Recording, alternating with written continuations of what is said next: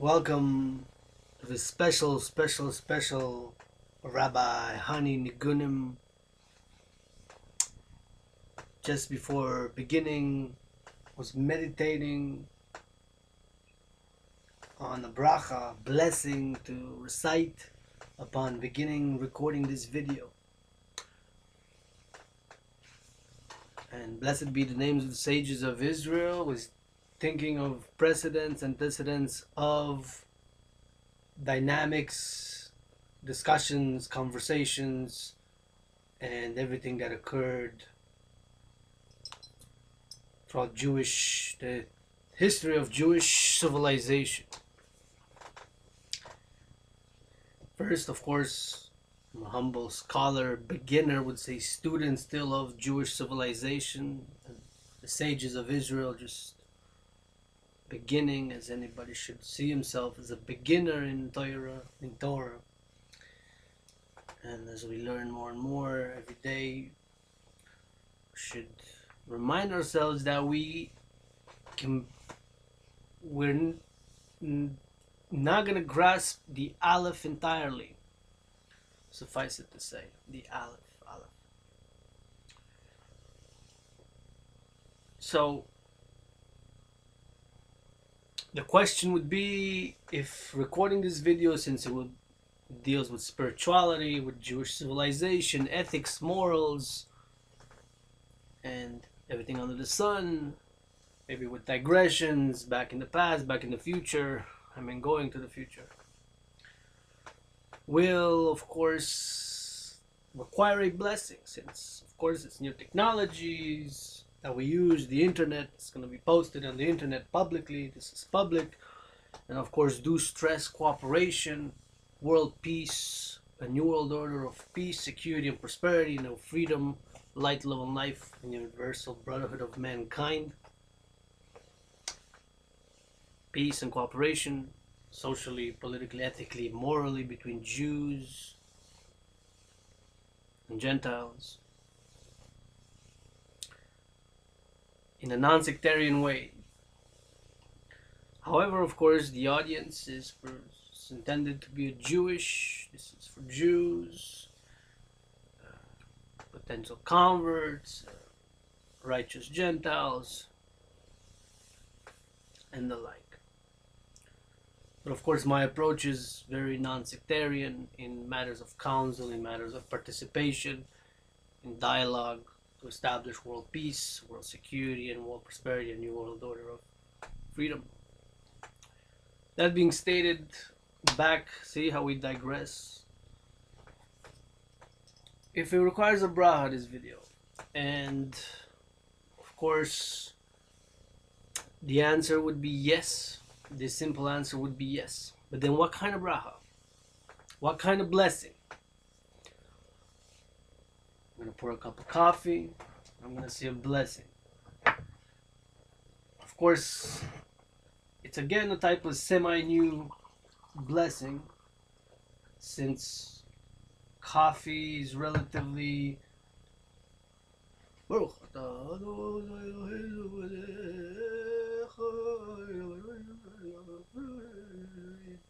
Let's know from the universe who creates the bean of the coffee from the ground.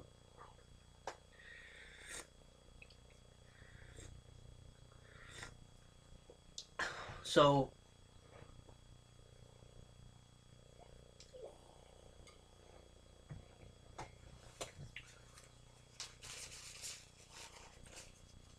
an interjection, a digression, honeyism, digression. So a little bit of coffee spilled on the ground. Now, to have an obligation to immediately go on it, the simple answer is yes. The other answer would have been, depending on what subject of halacha, of Jewish law, Jewish civilization I'm engaging in. If it would have been a treaty so important as to save a Jew's life, or impeding the death of a Jew, or well-being of a Jew, fellow Jew, Jewess, the stain could have waited. But since now I can only do it meditatively, and since of course my own situation is financially precarious, for example, struggling with debt, paying interest, unfortunately, which an advocate of limiting, minimizing interest, and going by Torah law with the Jubilee for 7 years for international creation of an international central bank. But that's of course another topic of discussion. But with perhaps exploring negative interest rates anyhow for individuals as well. I'm not going to go into that digression, but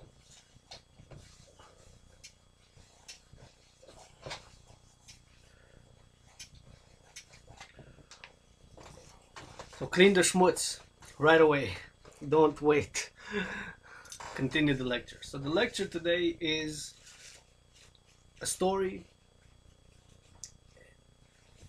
and a niggin. Of course, this is my main. That is Rabbi Nigunim. My Nigunims over many incarnations since ancient Egypt till today on Hawk Island, Montreal, 2019 according to some.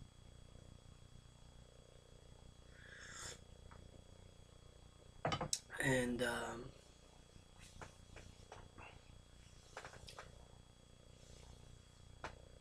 so the question was if obligated or Jews obligated to say bracha, and the simple on starting the video, what would the bracha be?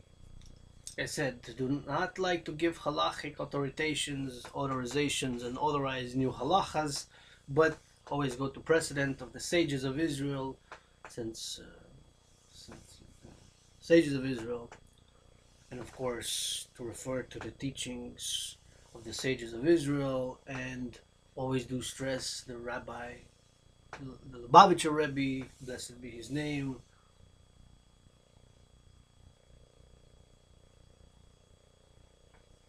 to increase in acts of goodness and kindness. And to that, I'm going to drink another sip of coffee and meditate on my shortcomings of increasing in acts of goodness and kindness, of which there are many.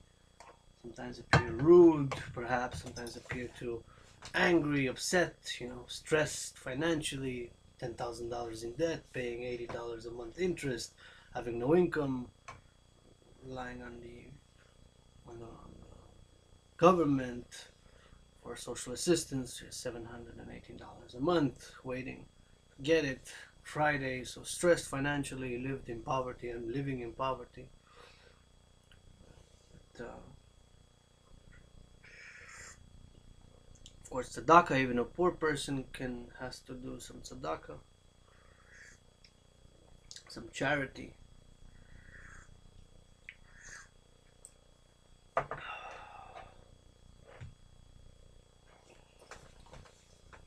So the simple answer would be yes. But what would the blessing be? Blessed are you, Master of the Universe, who creates this technology. From what would be? Because we have so many elements in the computer, the type of computer that it is. We have so many elements making a computer. The software, the hardware. So the blessing is, and this is an open rabbinical question, anybody who sees this, please give me feedback, what you think, or what you feel that should be about.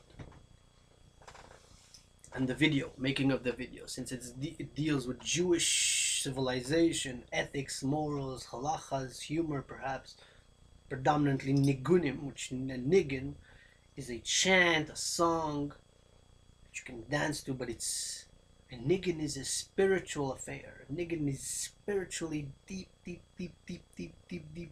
and profound from the neshama, the core of the neshama. I wouldn't even go to so even at the digression that actually niggin touches the yechidah, the highest soul point. It touches, it reaches, and not cleaves all the time perhaps, but it touches. A niggin touches the yechidah of the yechidah, the dimension of Hashem, of God, that it's so high and profound, this creation that has that transcendence to it, that transcends the limitation of all Jewish neshamas. And so from the creation of Adam Kadman, the creation of Adam, the first human being,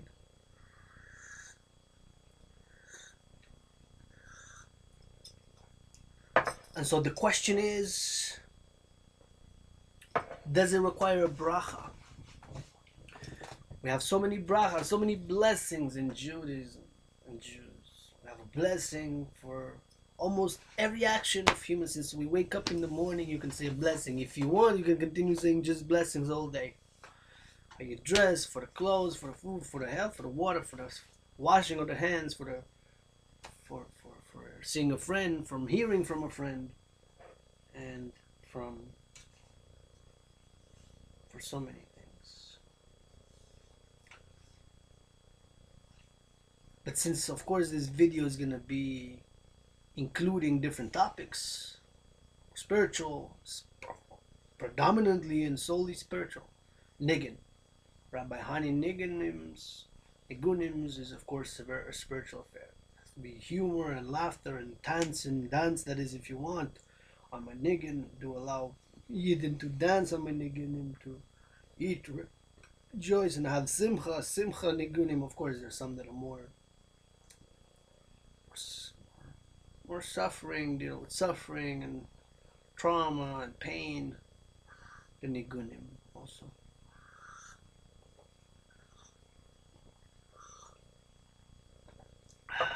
But they're spiritual in their essence, in their fundamentally, the core. It's a spiritual affair. So what would the blessing be? Let's meditate a bit. So you make a video, you post it on YouTube, online, where you stress the importance of increasing in acts of goodness and kindness. Let's hope. Let's do it. Let's just hope. Hope. Sure, we hope, but do it. Doing it. For Judaism is also about doing. Talk, discussions, conversations, philosophies, arguments. You got two Jews, you get three opinions. Look at this is one of my favorite rabbis said, and see another question of Lashon Hara, but since I'm praising him, I want to say only good things about him, and do have only good things to say about him.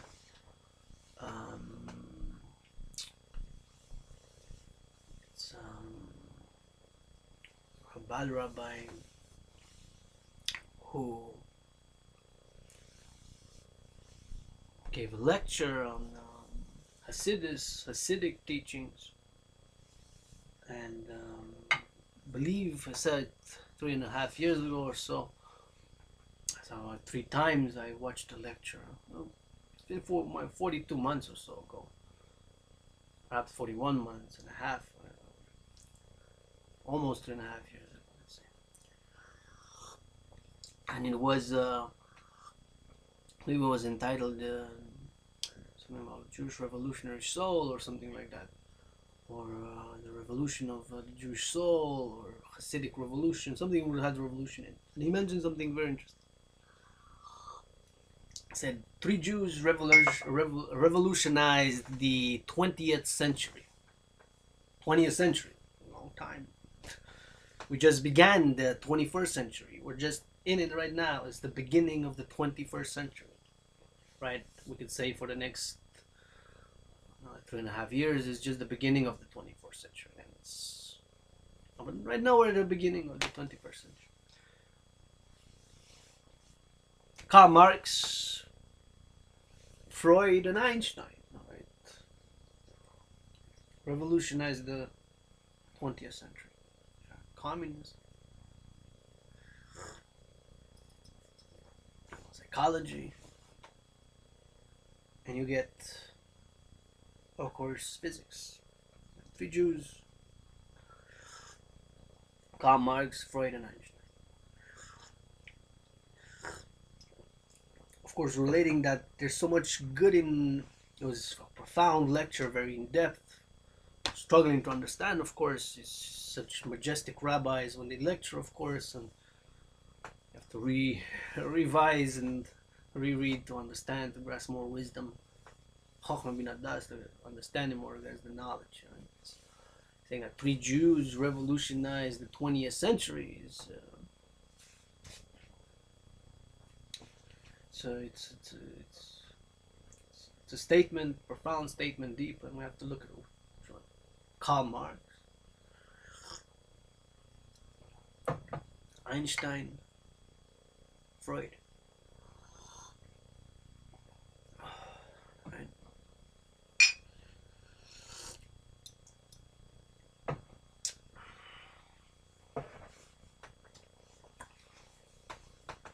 So back to the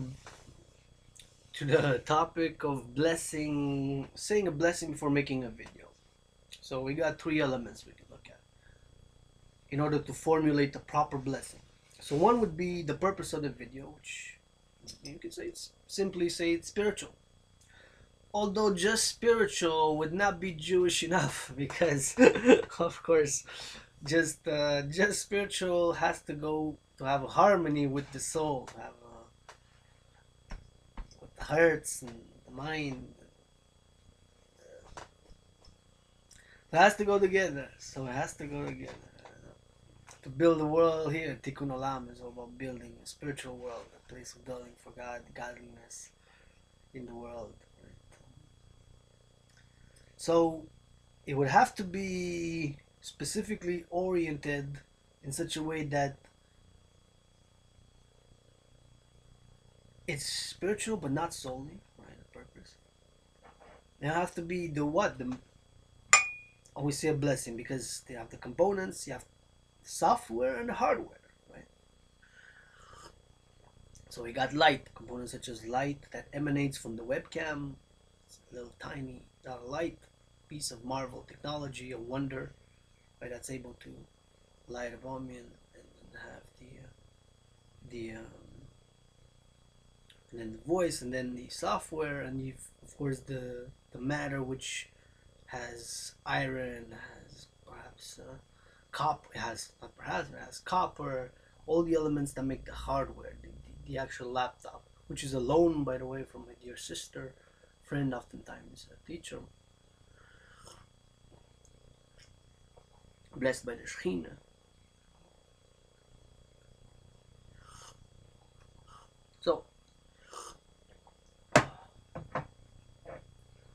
So first, now another question. See how sages in Jewish law halal. Now another question would be, well, I have to thank her first and then say bracha, right? Because it's not my property; it's a loan, right? It's a loan.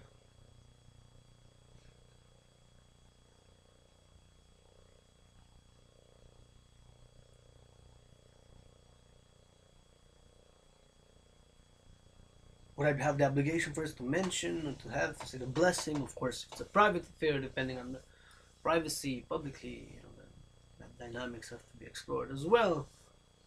Since this video is a public one, it's going to be posted online for people to see. Universal blessing, because one would have to imply to utilize this computer, both software technology. So open question, maybe next video, but let's just count that I said the proper blessing and let it be so, and be counted that have recited the proper blessing,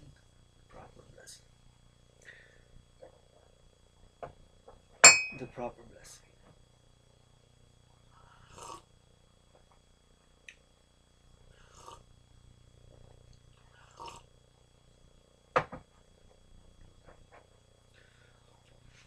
I could say, try to say, blessed are you, Master of the Universe, who from the elements has created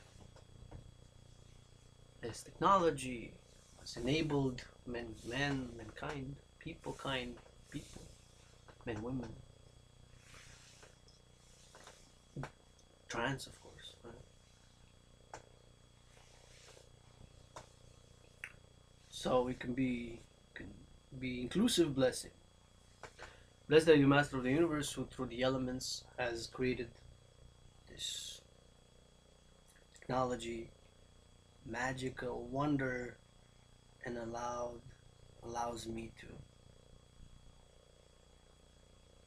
make a lecture, make people laugh, learn, instruct. But of course, it's both learning, teaching, and discussing and conversation. That Rabbi Nigunim will have to be. So blessed are you, Master of the Universe, who enables and gives me rise from the elements of the universe, would say, because it encompasses light, right? It's the use of light, fire, electricity, then copper. So the elements are there in the computer, right? Harmony, Of course, then you have the software. So it has to be, see how well you can get the blessing. If anybody knows a blessing on, let's say, on a computer before using a computer for this purpose, spiritual purpose, a lecturing purpose, a humorous purpose, singing purpose, Nigunim, let me know. So,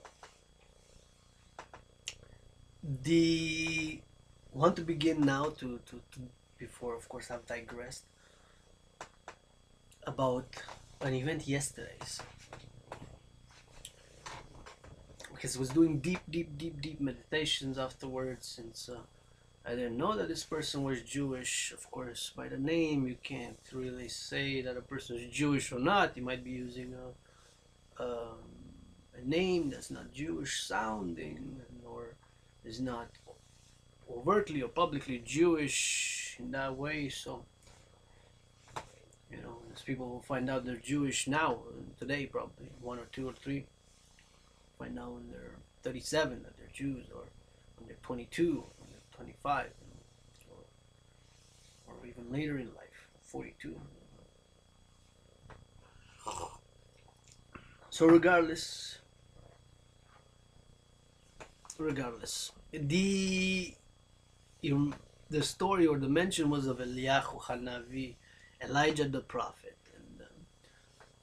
and so discussing the cup of wine. Is it a cup of wine for Elijah? So then I said, well, yes, of course, the cup of wine. But then I was thinking, meditating on the sages of Israel. Of course, myself a student, a supporter, defender, and advocate of Jewish civilization within a universal context for a new world order of peace, security, and prosperity within and with light, love, and liberty, and freedom, of course, and social justice, of course. But if that was the case, and I said, but it actually, interestingly enough, yes, the cup of wine, but Pesach, Passover, right? That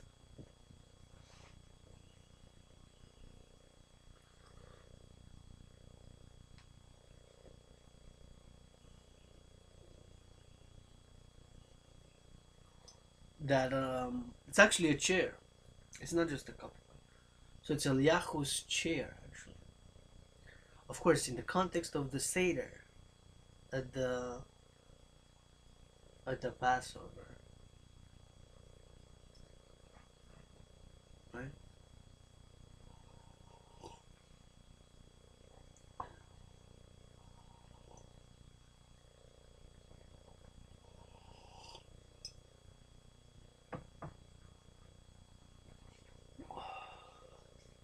At the Passover.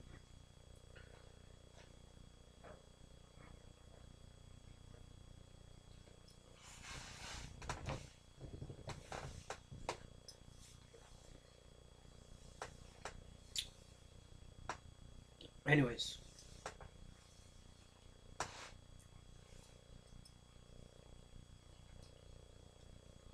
so now to begin the video after so many minutes of digressions, I want to begin with a story. So this story occurred in 1984, in November 7th, 1984.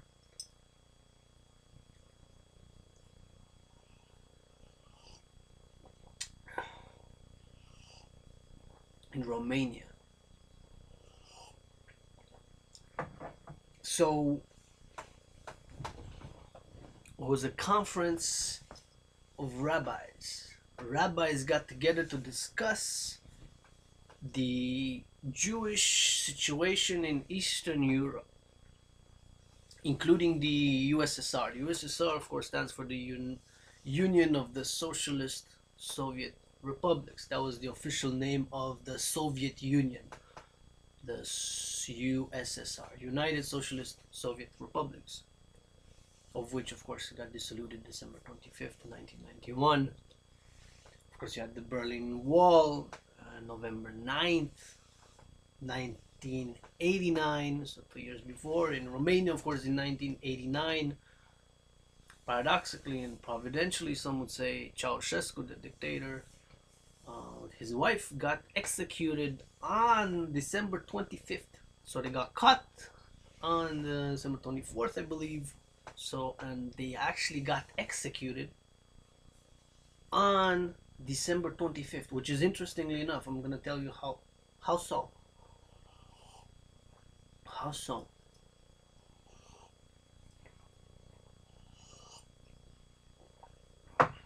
How so? Well, think about this. Romanians today, of course, has a rich Jewish history. Unfortunately, I have to stress that there's a lot of anti-Semitism that has been plaguing Romania in the history of Jews when they lived with different levels of there were pogroms, of course, many of them, and there's still a lot of anti-Semitism in Romania and in among the Romanians, of course. But of course, there was a history when actually the Jewish population at one point in history, I believe it was either between 1860 and 1920. At one point, it was more than a million Jews lived in Romania, and at one point, like 3.5 years or 42 months, the most concentration of Jews in the country, there were at one point in Romania. I think it was the part of when it was during the time of Greater Romania time. Back then, there was more than a million and some Jews, and which was the biggest concentration of Jewry in a single country at one point in time. Not for a long time. It wasn't like for a decade or 2 decades. It was just a brief period, like of 3.5 years. And then of course there was a migration and what have you. But for a brief period of time, Romania was the country where, as a state, as a state entity, Jews, there were the most concentration of Jews, if you want, per capita, or how you want to form that. And of course, you have great songs, Yiddish songs, one of the greatest songs in Yiddish. Romania, Romania, Romania, Romania, Romania, Romania, right? It's mostly all about food and Romanian wine, but that's a different topic there. But it's very beautiful, very nice song. I love it. One of the best, my favorites. But digression aside, Jewish history in Romania is very, very rich, very rich. At one point, in Romania, more than 1 million Jews lived in Romania. I believe it was actually in the 1910 or something like that. Or know that it's between 1860 and 1930. So anywhere between these 70 years, at one point, there were more than 1 million Jews living in Romania. Demographic. Okay. So fast forward to 1989. Of course, Romania was communist, socialist, right, under Nicolae Ceausescu. Who, of course, in 1989 was actually executed on December 25th, interestingly enough. And then, interestingly enough, the dissolution officially of the Soviet Union was exactly 2 years after, in 1991, December 25th. And I'm going to tell you the interestingly connection. And of course, there's Kabbalistic deep meanings of dates and history, even for of course the non-Jewish world, Gentiles, to make tikkun olam and to repair and heal the world and work together. Jews and non-Jews have to work together for world peace, a new world order of security, prosperity, and peace. Let's drink to that. L'chaim. So,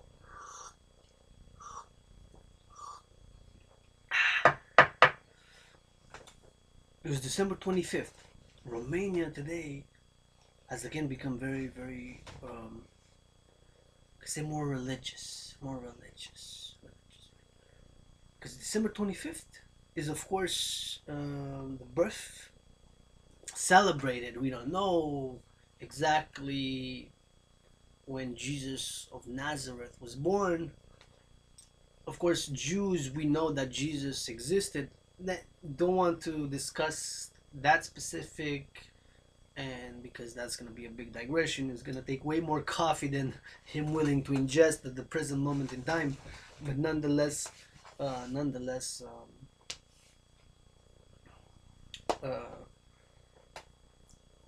Jesus existed as a historical figure. Whatever I want to say, myself, I'm going to say that let's work together for a new world order of non-sectarian, new world order of peace, harmony, prosperity, freedom, security, life, love, and liberty.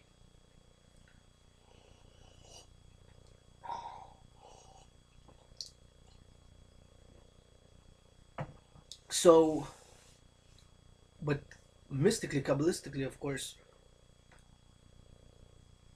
this event is important, and interestingly enough, Ceausescu got executed on December 25th. Now, Romania is today's a pretty religious country, one of the more religious practicing Orthodox Christianity, right? And in 1989, December 25th, so you had the revolutions going on. You had the Berlin Wall, November 9th, 1989, which signaled the decline, the collapse, if you will, of communism in Eastern Europe. Communism in Eastern Europe. Socialism, communism. But the paradox, and some say the in a way providential aspect of this, is that Ceausescu and his wife were executed or shot on December 25th. Now they could have waited. I said, man, este Crăciun. Acum hai să nu-l omorâm, să nu facem noi, nu ucid-l omorâm de Crăciun pe domnul Ceausescu, femeia asta. So, could have said, it's a holiday.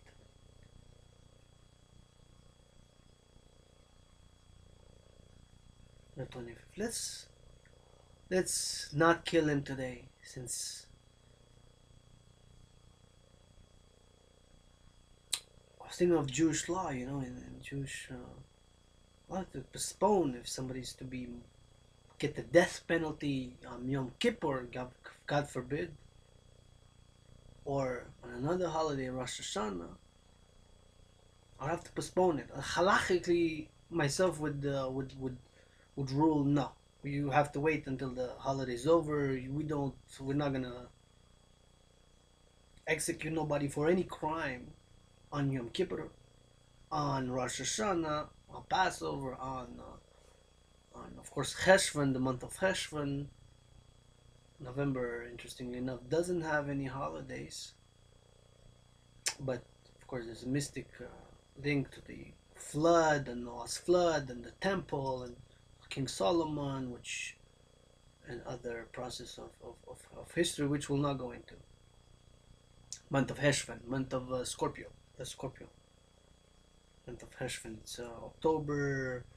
It varies, of course, because Judaism goes to the lunar calendar, but it varies according to different dates. So it can be different times during mid-October to late November to or mid-early November. Depends, it varies. But Heshvan is usually late October to late November. Usually, but it can be mid-October to whatever. So Ceausescu was killed on the 25th of December, which is the most important Christian holiday, isn't it? You let me know if you're practicing Christian. What's the most important holiday, right?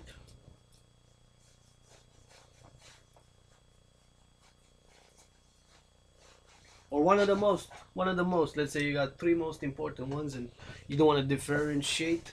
You got three more important holidays. You got, I guess at Judaism, there is of course Rosh Hashanah, New Year's, Yom Kippur, Passover. Let's say three. Of course, you got other ones.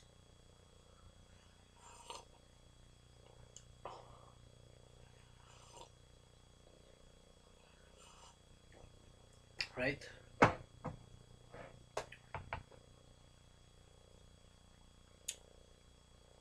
So those people who were at the tribunal, they were trying Ceausescu for crimes and what have you. There's footage of that short trial, military trial. Only lasted a few minutes, I believe. And it was of course a few minutes, and then the sentence was carried away right away. That's again another paradox providence. How come? I mean, who has heard of such a thing? The trial and execution. Only a few times, only a few in history, when perhaps a few times only. Usually the sentence is carried out sometimes the next day, or a few days after, or a week, or a month, or even years after, right? The sentence. It can be months, it can be a year, 2 years. On the 25th of December, Ceausescu and his wife were executed, tried and executed. Right after the trial, they were taken out, and they got the death penalty, and they got shot with AK-47s. Death penalty from the tribunal, which only lasted a few minutes. From the footage that we know, maybe a few hours max, or not even. So I believe it was like 37 minutes or so. Might be wrong, but perhaps only a few minutes. And it lasted. So on one of the biggest, if not the biggest, Christian holidays, Romania being a Christian, Orthodox Christian country, the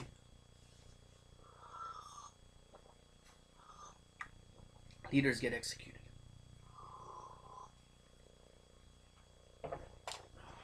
Who has heard of such a thing? X and Y. So. Anyways, that was 1989, December 25th. The conference of the rabbis took place in 1984, November 7th. So it was a conference in order to see, to discuss halachic question, Jewish question within the context of Eastern Europe and the USSR, the Soviet Union, in 1984, November 7th. It was still the Cold War. The Soviets were still on the parade. It might have been on the day that the Soviet Union were holding their parade. Might have been 1984 in October, or a day before, November 6th, their parade, the military parade, the annual military parade commemorating the formation, the revolution of 1917. The Bolshevik Revolution, 1917 Bolshevik Revolution. Leon Trotsky, Lenin, and afterward, of course, Stalin. Initially, of course, the revolution was conducted by Trotsky. Played the biggest, I would say that the biggest role in terms of organizing it. He was the one who, of course, in the Red Army. Leon Trotsky.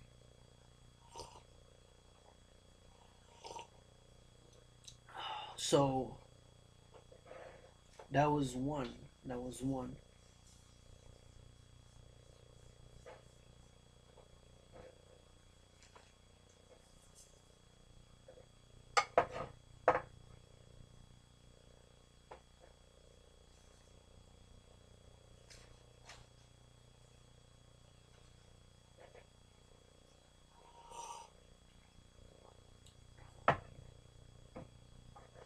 So they gathered many rabbis. I believe the count was like 418 rabbis gathered. 418. 418 rabbis. The big Colosseum-like closed location. And they were discussing issues during the context of the Soviet Union. and Eastern Europe. And so all the lecture began. It was a reputed rabbi who was lecturing, and the lecture began early after davening in the morning, shachars. The lecture began at around 9 o'clock. Might have been 9:30, but he began lecturing, and he covered an important topic. It was had to do with health issues and halachic health issues and dietary laws, and so diet and health, big, big issues, and eating on Shabbat in relation to being kosher and the Eastern European context. So you can imagine that. Of course, this conference was in Romania, but you got rabbis from Hungary, from Bulgaria, from what was then Yugoslavia, right? That was 1984, was Yugoslavia, which comprised of Serbia, Croatia, Bosnia-Herzegovina, right, Montenegro, Macedonia, and so on. And from Albania, you have, of course, from the USSR, which included back then Ukraine. Ukraine was not an independent country, it was part of the USSR. Moldova, also. Moldova is a small country between Romania and Ukraine, which was once part of Romania, but then it became part of the Soviet Union. But there's many Romanian-speaking people in Moldova, at least a dialect of Romanian. You had from all the other countries. From Poland, you had from Poland, part of the Warsaw. So the Warsaw Treaty, well, it was called the Warsaw Pact, which Warsaw is the capital of Poland, and of course, the Warsaw Pact was a treaty among the socialist, communist states, an alliance of Eastern European and Soviet era, Soviet Union, USSR, and the other countries.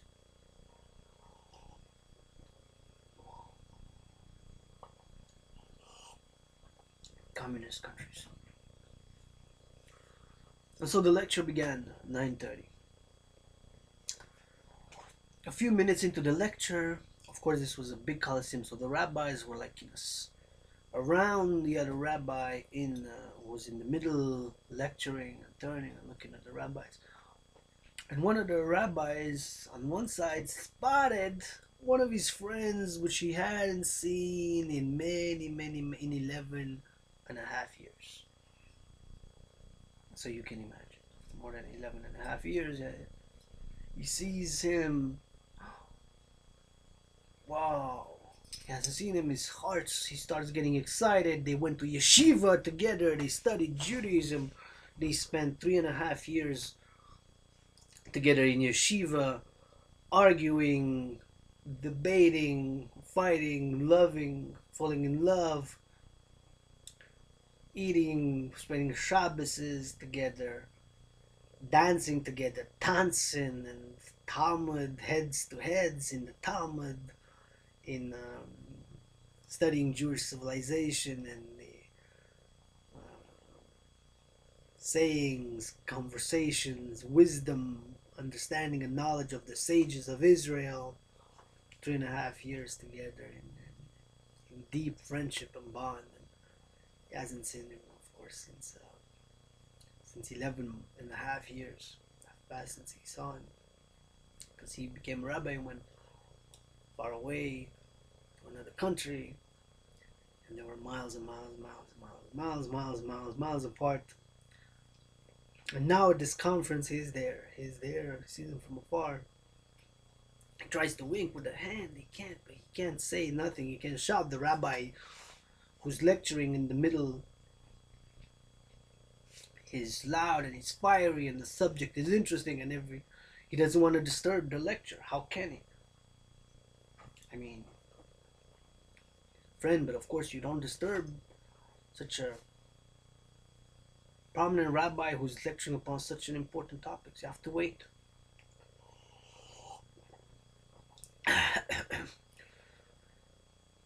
So he thinks, what can I do? What can I do?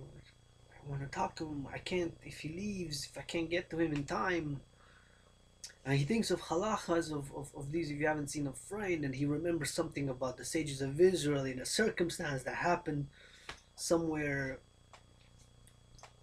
at a certain period in time in Jewish history with the same circumstance. And it was the circumstance that he was thinking about is a lecture by a rabbi that he had heard 7 years before. He himself was a rabbi, but he has heard a lecture by another rabbi 7 years before in a case that had happened years before in Germany, in Frankfurt am Main, and two friends that hadn't seen each other, and there was this big banquet organized by nobility. Organized by nobility. Oh, nobility, and there were many friends, and he saw his friend from far away, and what can he do? Can he, because you can navigate, it's a banquet, it's a lot of people, royalty, and what can you do? So in that case, he wrote a note and said, pass it, can you please pass it to him over there? And the note got passed. So he said, that's allowed. Right? He found something. He's not some way to not disturb the rabbi, and to do so. He was halachically justified, but it had to be done in a proper way, in a proper halachic way. So the proper halachic way in this case was for him to write a note and pass it, and whisper, "Can you pass it, please, to him, and say if it's for Rabbi Schwartz over there, right?"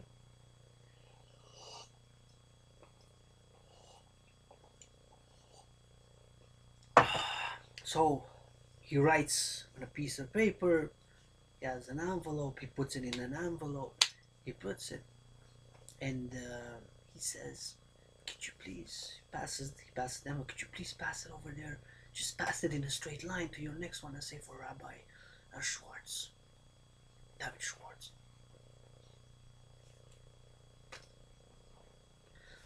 So he passes it.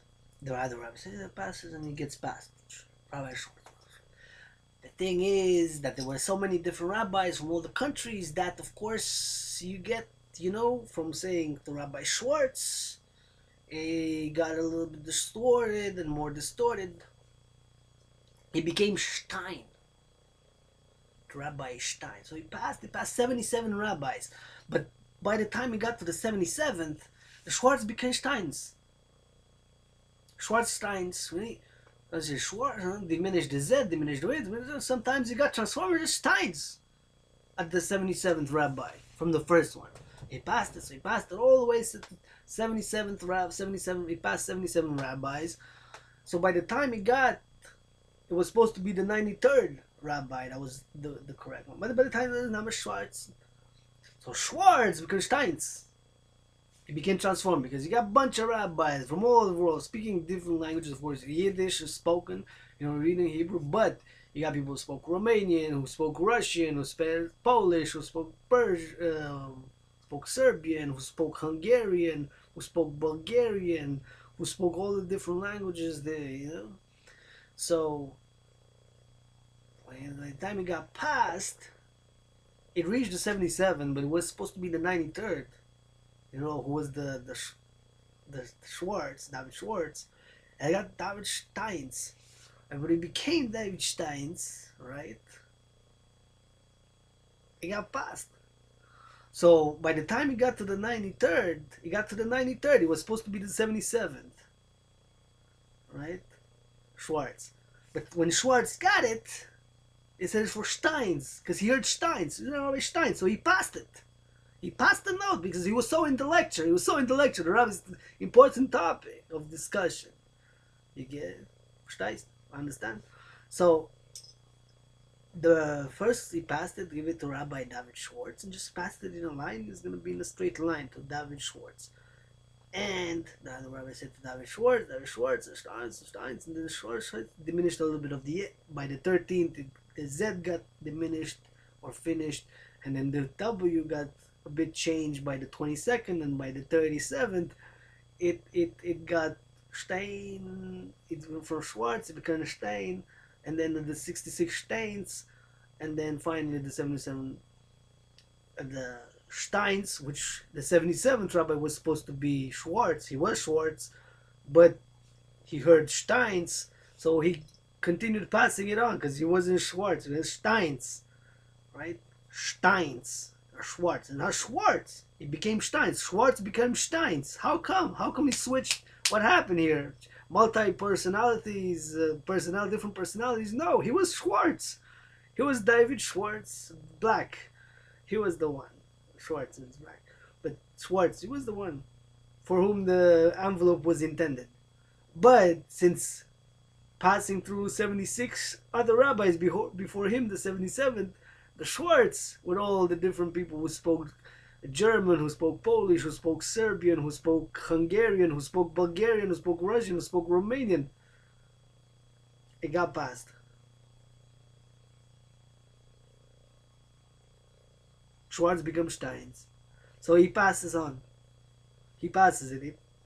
The note was intended for him. And of course, the other person doesn't know. What happened? What's going on here? Because he wrote on the envelope, he wrote, "For my beloved friend," from his name, and his name was signed in a way that, so he just heard it, passed it, he was in the lecture, he didn't even look at the envelope, but even if he would have looked at it for my friend, then he would have passed it, but he didn't, he just take it. Because when Schwartz, the one for whom the note was written, he took it, he was into the lecture, and he just passed it. He said, "Pass this to," and he continued listening to the lecture, right? So pass this to. So the 93rd, he got it. The problem was that he said, "Oh, well, no, this is," he passed it on also because he said, "Oh, this is not my first name, Steins. I mean, it's my surname, but I'm not David. I'm not David, I'm Shlomo." So he kept on passing it.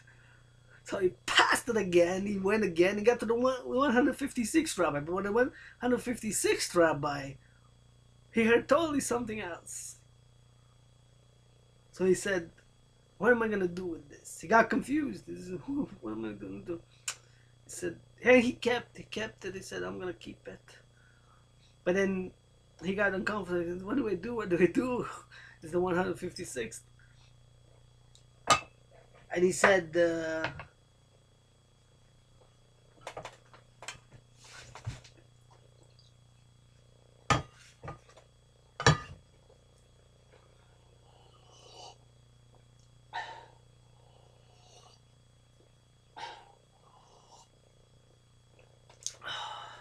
what do I do?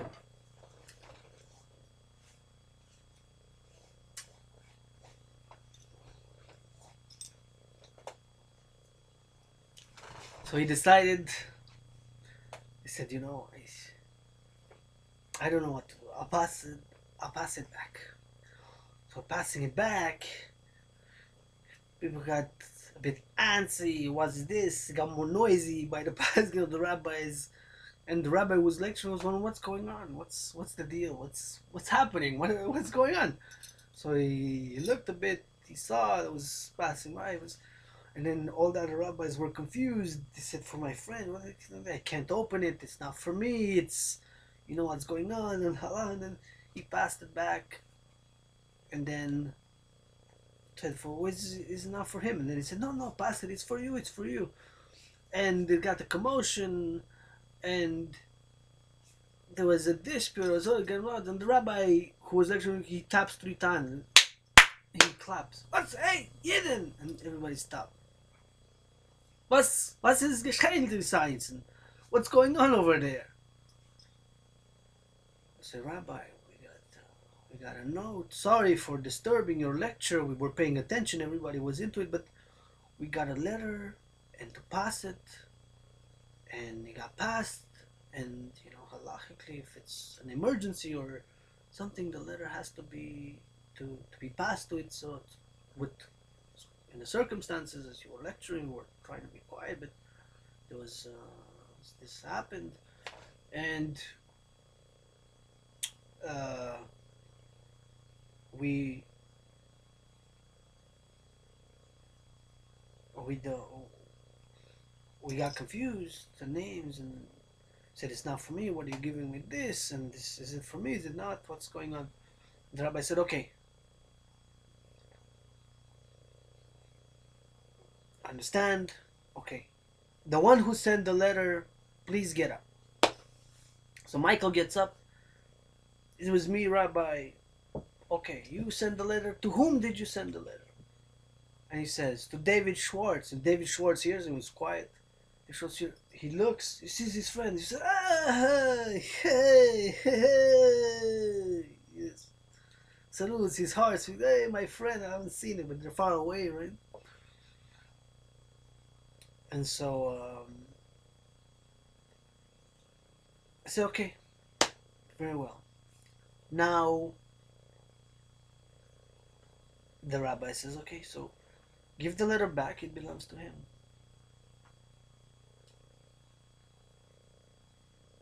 But then he asked another question.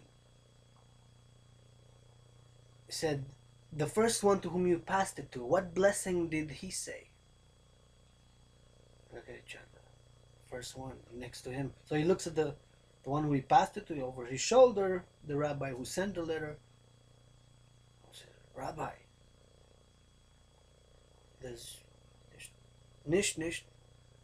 9. The rabbi who was lecturing says, 9? What do you mean 9? You didn't say a blessing. How can who can do such a thing? Or what's going on? Get up, he says, get up. So he gets up. So now you got 3 people get whore up. Now I'm listening what's going on. He takes a minute of silence. The rabbi does, he said, when you receive a letter from another Jew, an envelope to pass it to another Jew, you're supposed to say a blessing. Blessing? What do you mean say a blessing? I just pass the envelope. No. It says not only that, but it's an important blessing. What's going on? What's her such? Rabbis, please teach us what's going on. Didn't know. I just passed it. I didn't say a blessing. He was honest. I didn't say a blessing. I didn't know a blessing. Says, well, the blessing that should have been told. The first one who gets it, to pass it to another one, has to say a blessing.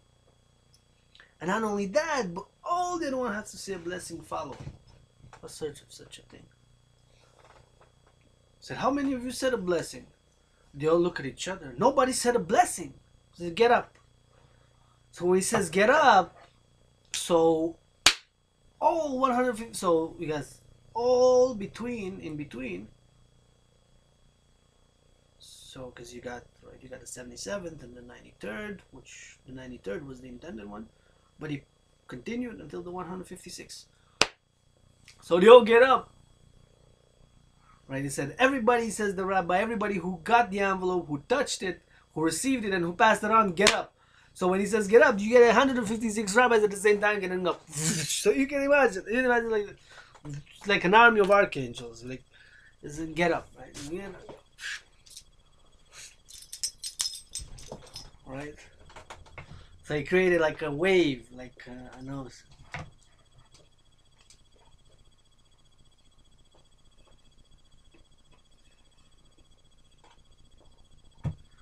A big wave. There was no surfing. No surfers were present, but you get the idea.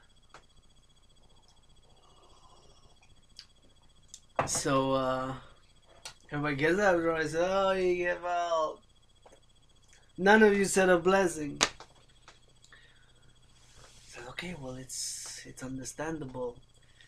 But then one of the rabbis says, "Rabbi, say what?" There's 156 rabbis here who didn't say a blessing to get the sound. Please tell us what the blessing is. Rabbi said, blessed are you, Master of the universe, who enables me to be a mediator, a communicator, and enable 2 Jews to reacquaint themselves or to message themselves and to speak. Actually, this is maybe to speak, to speak to each other, to talk to each other. So blessed are you, Master of the Universe, who enables me, that is the person who's giving the message, who enables me to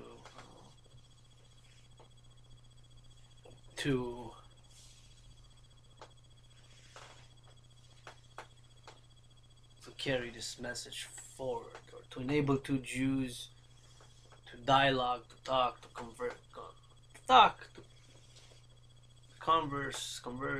conversation. You get it. The essence is there. The Hebrews daver, to speak, basically, literally to speak, but it's much more profound. Anyways, so that's the blessing. Please say it. I don't know what is Rabbi. So what? But since you were speaking on the topic halacha, aren't we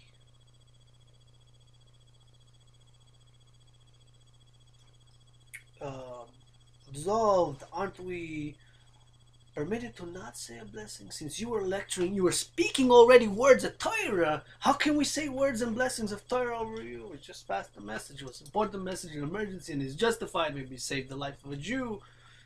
Whatever the case may be. Of course, you know that another rabbi would not send trivial talk and trivial message to an envelope to so many other rabbis if it had not been important. Okay, what's the story here? Who sent the letter? Tell me the story. He said, hey, I haven't seen my best friend whom I went to yeshiva with 11 and a half years ago. I haven't seen him since 11 and a half years. I wanted to make sure that he sees me, that we get to speak to each other after the conference, after your lecture. And I wrote a note and I put it in an envelope. Of course, that's justified, put it in an envelope, not a disturbance. But it did create a disturbance. So now to the other question. Is it such a disturbance in the case that, in this case, is it? Because you were lecturing, or maybe us saying a bracha would have been, Rabbi said, what a great question, what a great question, said Rabbi, what a great question. Well, you're so right, he says. I don't think that a blessing was necessary since I was lecturing words of Torah and you were listening so much into it, that you were listening so much into the words of Torah that the blessing would not be necessary just to pass the message already. But there's a doubt. There's a doubt. What kind of doubt? What's the doubt? So Rabbi says to his assistant, bring me please Talmud. A specific one of this Talmud says, bring me tractate. Bring me, these are 3 tractates. Bring me tractate Brachas, bring me tractate Rosh Hashanah, and bring me tractate Avodah Zarah. So Avodah Zarah, tractate Brachas, and tractate Rosh Hashanah. Rabbis look at each other. These tractates have to do with this. So he asks for these 3 tractates. He goes, brings a big Talmud. Tractate Rosh Hashanah, tractate Avodah Zarah, and tractate. So Rosh Hashanah, tractate Rosh Hashanah, tractate Avodah Zarah, and tractate Brachas, blessing, Brachas. Tractate Brachas, Rosh Hashanah, and Avodah Zarah. Says the blessing. He switches, he takes one, he puts it down, puts the other one on top of the other, and gets the 3rd one and opens it at random. Rabbis look at each other. Okay, everything's fine. He says, everything's fine. Sit down. We're going to continue. Please, now you know the note. Now you know each other, that the note was there. And you're gonna see each other, conference, everything's settled, no need for the envelope, and this and that. But please, he says, in the envelope,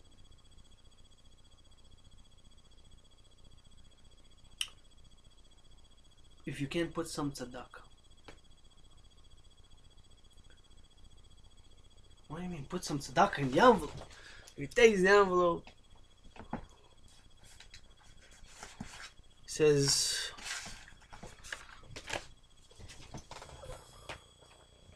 there's one among you, brethren, that is suffering financially right now. And this brethren blesses you and blesses you and blesses you like you have no idea how much he blesses you.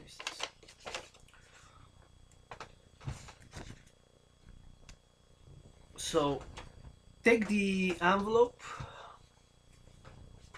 and please, and the message, of course, give it to whom it was intended, of course, to David Schwartz, the original, not Steins. So do that now.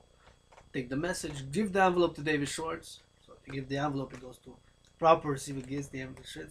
David, take the message. So David follows the instruction of the majestic rabbi. He takes the blessing. But in the envelope, he says, I want you to please put tzedakah in it. Pass it again amongst you 156. So from the first to the last, you actually pass it, because there's one amongst you who really needs the tzedakah. And you pass it to me, and I will give it privately after the conference to him.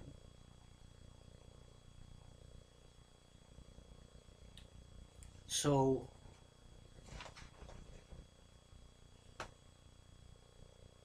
and he says, while I do this, while you pass the envelope amongst yourself and put whatever you can, the most you can, and may Hashem, Master of the Universe, bless you threefold in return for every financial help, right, that you can provide. Put it in the envelope. Of course, it was a big, sturdy envelope, so you can imagine that. It says, while you do this, I'm going to sing a Nigunim, and this is the Nigunim that was sung. So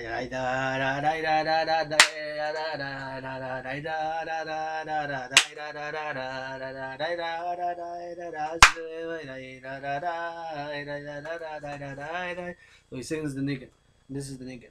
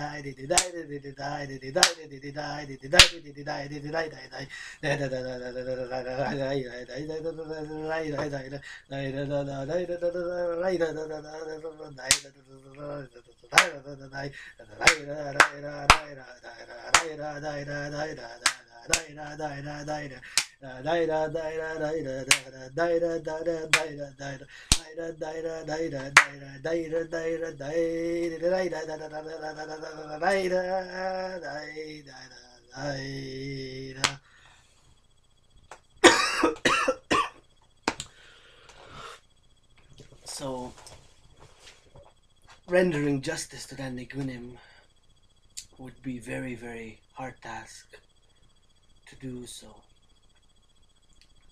Under the circumstances, I've done the best, but that Nigunim was a special Nigunim sung November 7th, 1984 in Romania. So while the rabbi was singing, the envelope was passed by. As at the rabbi's request, everybody put a tzedakah, put a contribution, financial contribution, a check. Some of them had checks written, but money, cash money in it. Most of them put a little check, a little cash money, And while the rabbi was singing, so by the time he was done, the envelope was ready. It returned, of course, to the initial. It got passed back and forth, and to anybody who had passed it, and to the initial one who had put the envelope. And the rabbi was, he waited, said, "Please bring me the envelope." So one who had started with the message brought the envelope. It was heavy, it was thick. He was carrying it like this in his hands because it was so thick. From being empty, of course, it got so full that he was bulking, but miraculously enough, it didn't crack, it didn't burst. It was a very sturdy envelope. It was coated in leather, right? So it got very big, so it was so full. Got so full from being empty with nothing in it, right? Because the message was taken by the original intended one who had got the message, but there was nothing in it. And so I got so full, but it didn't break at all. It didn't break. But I thought you had to carry it like this to the rabbi, so he put it on the 3 tractates, which were Tractate Rosh Hashanah, Tractate Brachos, and Tractate Avodah Zarah. So he laid it.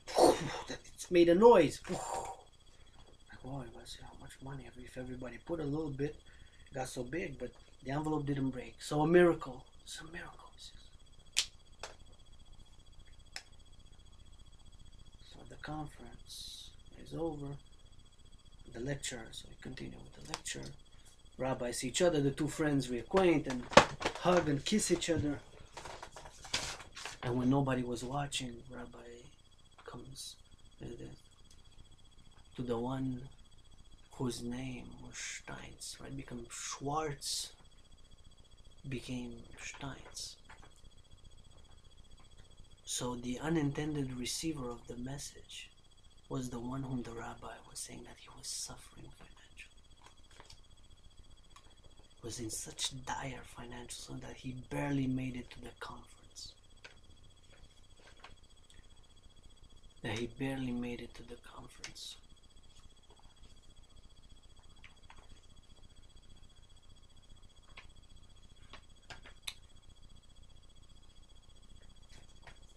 He barely made it to the conference.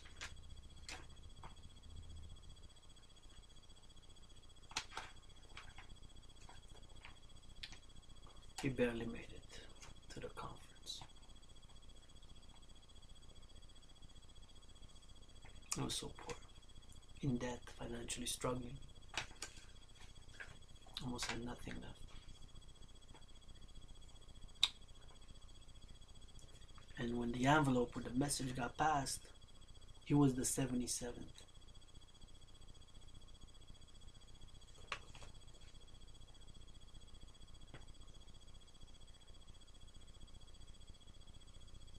I mean, he was the 93rd. The original was meant for the 77th. He was the 93rd. Because Schwartz, by all the other rabbis, the name Schwartz had become Steins, and he was Steins. And he was the one whom the rabbi who was lecturing spoke that they should put tzedakah in the envelope because there's one among your brethren that is suffering amongst you financially. And that was him. So interestingly enough, miraculously enough, miracle, the name got transformed, right? From Schwartz to Steins, because the rabbis came from so many different countries that it became Steins. So that's why when the rabbi asked, well, I touched it, he was the third one to get up. Right? Our rabbi had known. Because if you remember, it said that his assistant brought 3 Talmuds. And he opened it random. So from what he opened at random, what he saw in the Talmuds, one of Tractates, Rosh Rosh Hashanah, Avodah Zarah, and Brachas.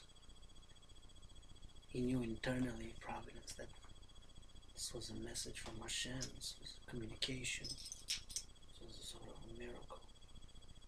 But that this Jew, this rabbi, so poor, he was in debt, barely got to the conference, had to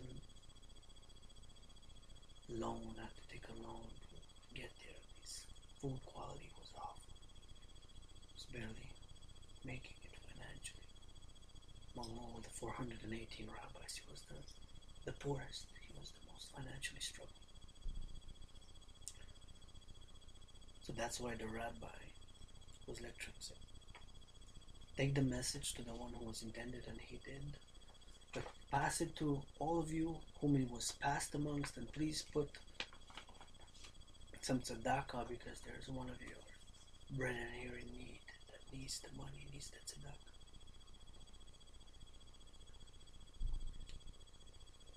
And that was Stein's. Providentially, then he's from Schwartz. Remember the envelope when it was cut past? Give it to him. It lost the T, it changed the Z, the W became a Z, and so on. So Schwartz became Stein's, as it was passing from rabbi to rabbi, or from different parts of the world, different languages that they spoke, and they spoke a few languages.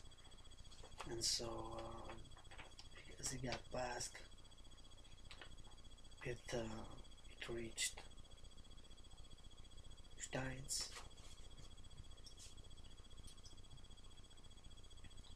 and the rabbi was lecturing by doing with the Talmuds. He knew that the third one who got up, whose name, whom at first they thought that the envelope, or he thought it was for him, but it wasn't, since it was Stein's, but the first name didn't correspond, and it still got passed along to the 150, till it reached the 156th, till they said that, yep, I'm him, but this is not for me. And the commotion began, and passed it back and forth, and what, and this and that, and that's how the whole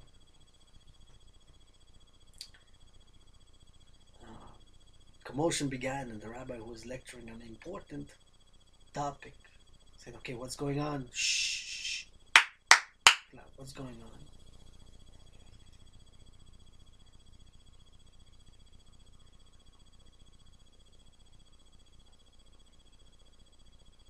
And they explained to him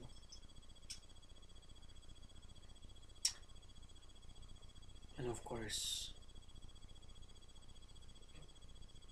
shows you that this intervention, this disturbing the lecture,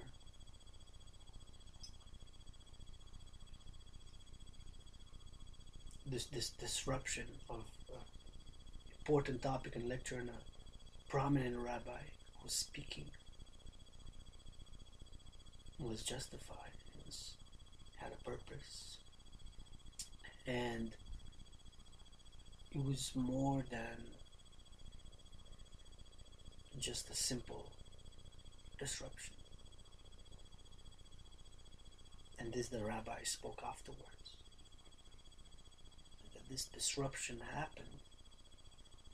Yes, okay, the two friends who haven't seen each other in 11 and a half years, but the deeper and more profound of why this disruption happened, and it was a commotion and rabbis back and forth, and it got louder, and the lecture got interrupted, and there were many looking back at what's happening.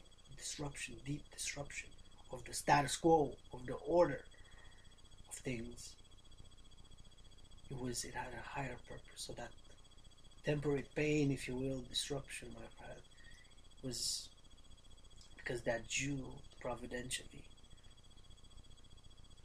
whom the envelope was not intended for, but from first, from the name, since it transformed black to rock, Stein to rock, Stein is literally a rock, so from black became a rock, so black rock,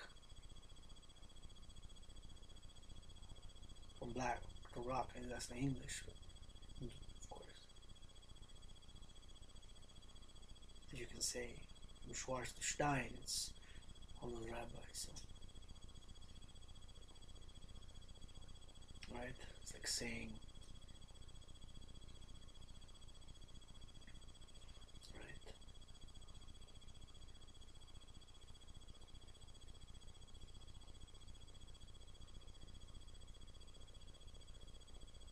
Saying black, and then at the 77th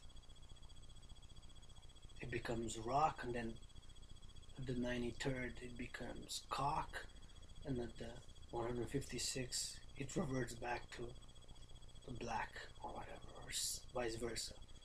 First one says to hey, say to this one cock, and the other one says until the 77th it becomes rock, and at the 156 it becomes black, right? Or the first one says black rock, and then at the 93rd it becomes black cock, and at the 156 it reverts back to black rock, or whatever it is. In this case, of course, it was Schwarz to Steins.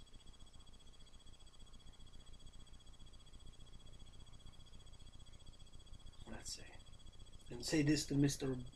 Black, and what? And then goes to 77, and then Mr. Black becomes Mr. Rock, and there's no Mr. Rock there, and they'll say, no, it wasn't Rock, it was Cock, it was Mr. Cock, whatever, Mr. This, and then no, it was Mr. Black, or Black Cock, Black Rock. But the point is that this disruption, distortion, and the transfer of language, it was for a good thing, so that this poor Jew, poorest rabbis among the 418, was going to become financially secure again by those big donations, big support. And this happened with this disruption by passing of a message of a letter, and then it got disrupted. The name Schwarz becomes Steins. He was the one who also had to get up, and the rabbi said, okay, the two of them get up, and then whoever touched it, let them get up.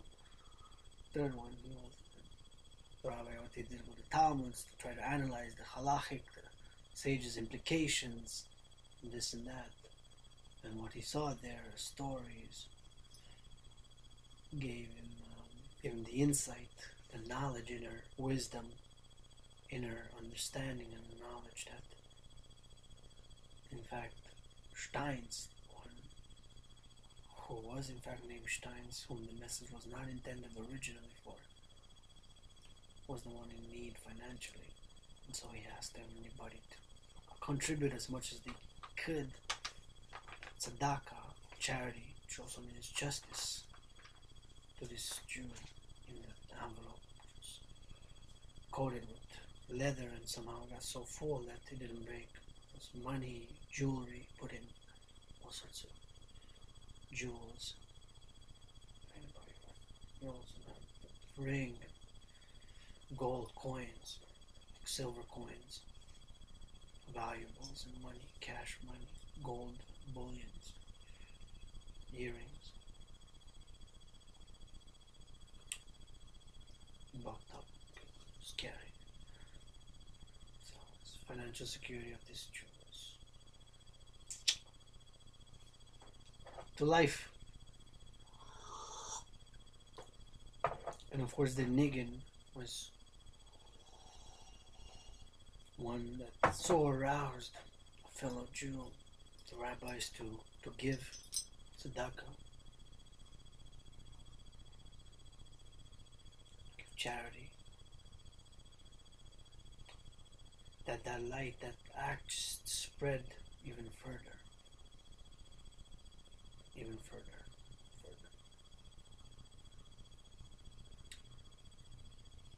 And that not only saved that Jew financially security and make him prosper financially, because with that he started his own small art and he became successful, so he was able to pay back his debt and invest a bit in order to get music instrument and writing materials, and he wrote songs in Yiddish.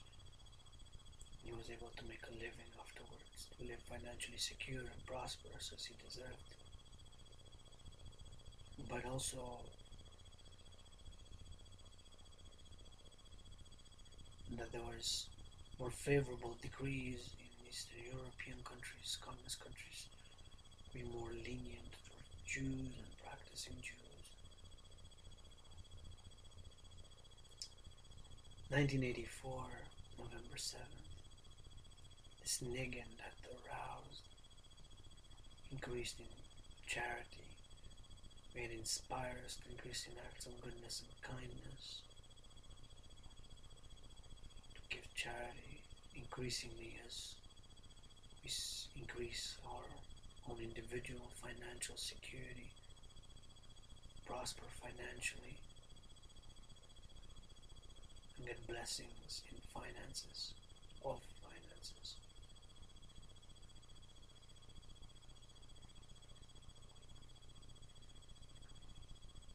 Niggun can be named healing, recovering, and prospering financially in finance, our finances,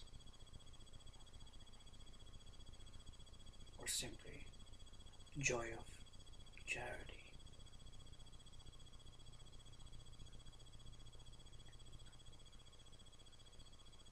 Perhaps no title is needed, but helping Rabbi Steins, who was not Schwartz, but whom lived in a financially precarious situation, was poor, in debt, and thus privately the rabbi gave Steins.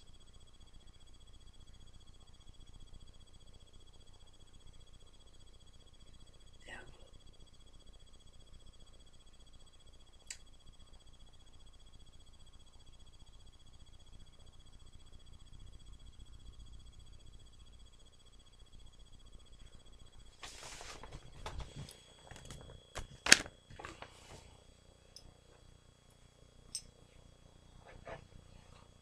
The high and the life.